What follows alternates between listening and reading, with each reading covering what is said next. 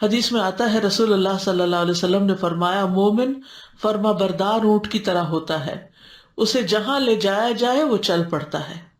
یعنی جب اللہ کا حکم آ جائے تو پھر مومن کیا کرتا ہے؟ جھک جاتا ہے اور وہ کام کرنے میں کوئی آر محسوس نہیں کرتا، وہ بندوں کی باتوں کے مقابلے میں اللہ کی بات کو ترجیح دیتا ہے۔ زمین و آسمان کی ہر چیز اللہ کی مطیع ہے۔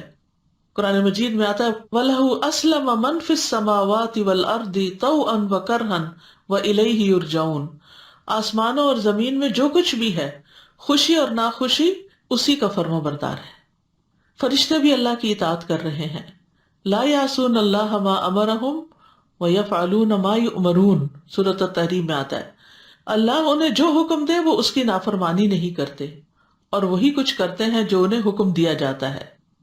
ایک اور جگہ پر آتا ہے سورۃ النحل میں یخافون ربہم من فوقہم ویفعلون ما یؤمرون، وہ اپنے رب جو ان کے اوپر ہے اس سے ڈرتے ہیں اور وہی کرتے ہیں جو انہیں حکم دیا جاتا ہے۔